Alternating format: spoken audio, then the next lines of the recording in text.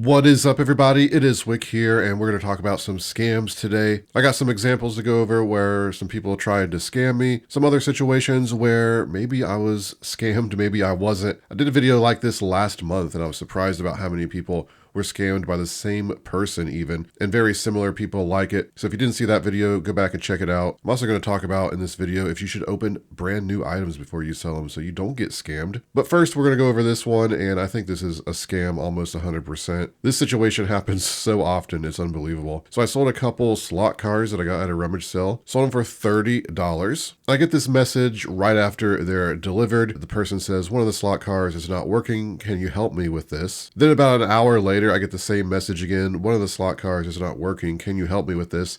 Usually when you see a comment like this, you start to put it together that it's going to be a scammer because they kind of operate the same way. It's just the tone of the message. I guess it just comes from experience. But I commented, I said, hello, what kind of help are you looking for? We offer returns up to 30 days if you aren't satisfied. Then I get the message, one car works, the other doesn't. Did you test the cars? Now in the description, I put that the cars were untested because I didn't have track to test them. And then before I could even respond, like a minute after he sent that last message, you get maybe refund me $10 and we split the money cost of sending it all back. So as soon as I saw that, I was like, yeah, this is a scam because anyone that brings up wanting a partial refund is generally just trying to get some money back. This could be a drop shipper. It could be just someone trying to get a scam off. My reply was, no, they were untested as stated in the description. Unfortunately, we will have to do a full return. Then he says, also says they are in good condition. So of course in the description, I said, yes, they're in good physical condition. They're untested. So there's no way I'm giving a partial refund.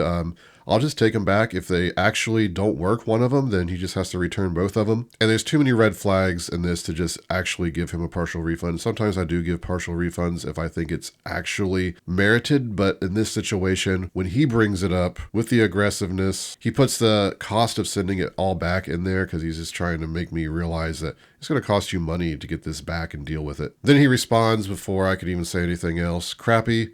They are in good condition as you list it. That way, when you know they might not actually work, just list it as these might not work. And then I put, they are in good condition. Untested means we can't guarantee they work because we didn't have a way to test them.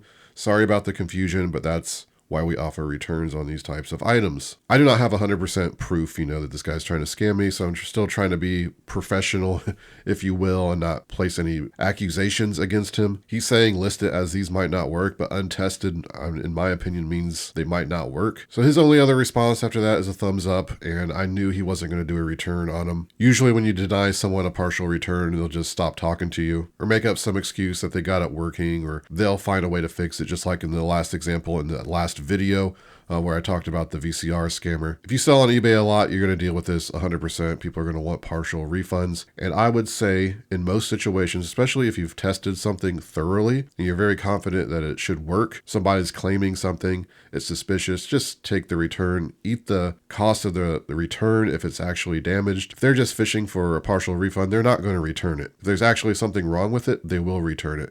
And then, well, you should take a refund because there's something wrong with the item you sold. Of course, depending on what you sell, you got to make sure, check the serial numbers, try to make sure that it's actually the item that you sold because they might return something that's different. I can't stress it enough. People are just going to have to stop doing partial refunds as much on eBay because it's getting out of hand. It seems like everybody wants them for the stupidest reasons. You let me know in the comments if you think this was actually a scam. Maybe one of the cars actually didn't work, but he could have refunded it. I feel like I've handled it well. You can let me know in the comments what you think. So here's a situation where I sold a Carhartt jacket for $150. Right after it sells, I get the message, hey, is it too late to change the address on this? High dollar sales like this, typically when somebody wants to change the address, it can lead to a scam. I'd say 50% of the time. Sometimes people just put in the wrong address.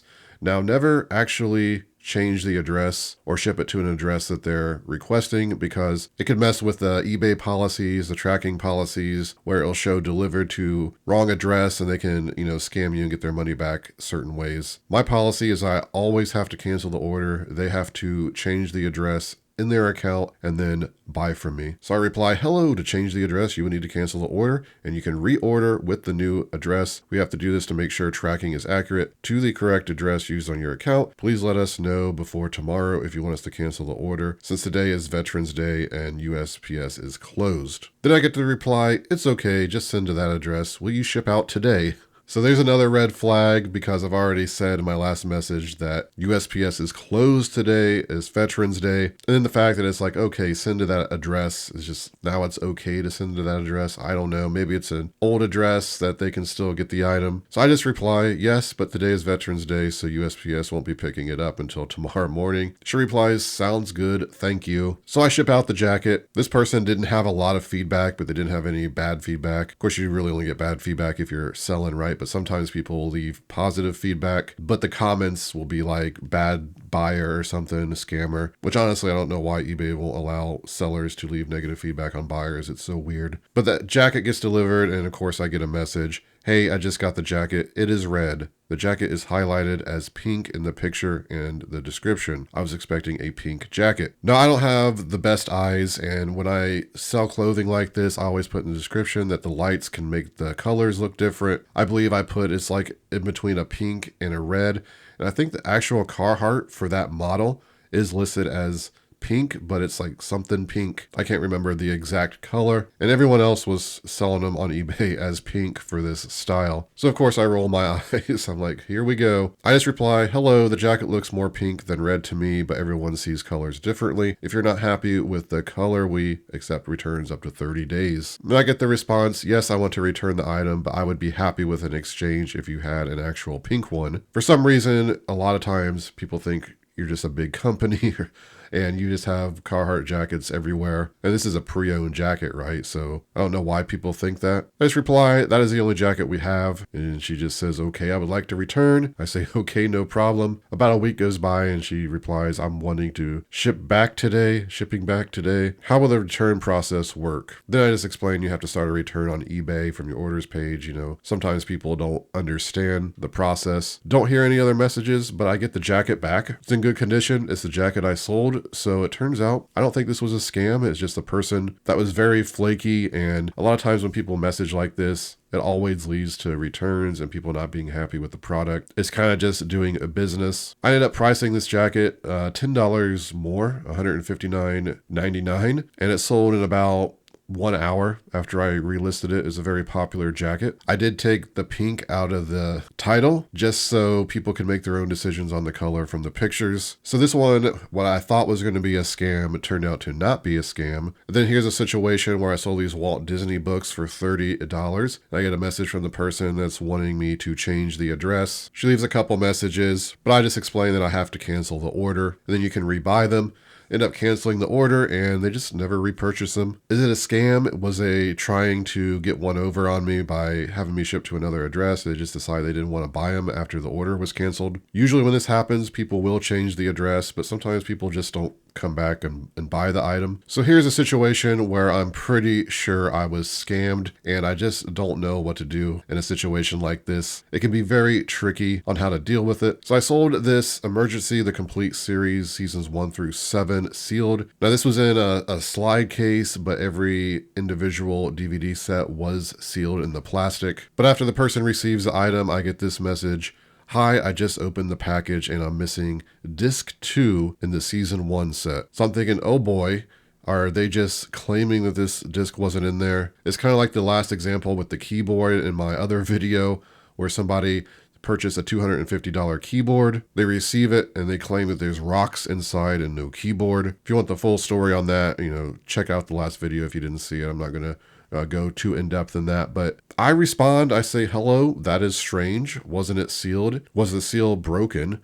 We offer returns up to 30 days. Sorry for any inconvenience. We were unaware. Now, I've sold a lot of sealed DVDs, a lot of sealed items over the years, and I can't think of any examples of somebody saying that they've opened something new sealed, like a DVD set or like the sealed keyboard that I sold, and the items just not being in there, except for these two examples. Typically anything like media related, it's easy to get scammed on because people can just buy like a seasoned set DVD, even used, and just watch it and then return it after 30 days. Like you can put on there that the item is unreturnable, that you don't accept returns, but all they have to do is claim that the item's not as described. Takes one click, and then eBay forces you to take that return. Then you end up in a long process of trying to prove that the person, just returned it, watched it or whatever. I've never had that happen that I can remember. I did have a DVD set one time returned because one of the DVDs they claimed didn't work, and I tested it and the DVD didn't work when I got it back. So I don't believe that was a scam. But in this situation, I just figured I'd take the return.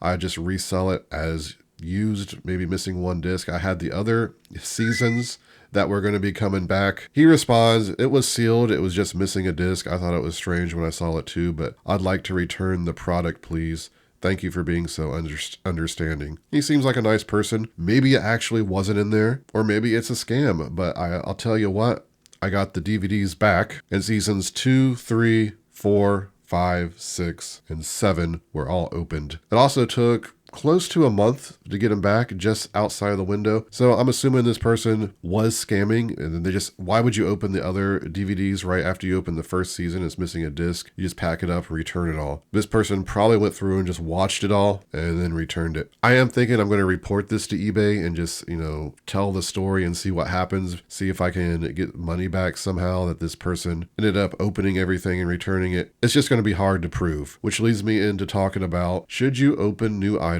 before you sell them so you don't run into this situation? There's a lot of people in my last videos like, you should always open every new item before you sell it on eBay. I get why you say that. I have over 10,000 sales on eBay now, and I've sold a lot of new things, and I just don't run into that problem, except for like these couple of examples that I'm giving here. Certain items, when you sell them new sealed, you're getting sometimes 2 to 3 times more on what you could sell them for, even new open box. So if I was opening every single item that was new just to show that it's what's in the box, then I would be missing out on thousands, if not tens of thousands of dollars over the years. Because I've found things like Sony DVD recorders, brand new in the box, that I can sell new open box for like $200, $250, but sealed with the tape seal still on, I can sell for close to $1,000. So those types of items I don't want to open up. And I feel like even if you do open it up and you take the lower sale just to prove that that's what's in the box, there's still other ways. If someone wants to scam you, they're going to try to scam you in another way. Really, I think what it comes down to, if you want to open up your items, that's totally up to you. Now, some items I do open up. If I get something at the thrift store, like I recently got a Sony Blu-ray player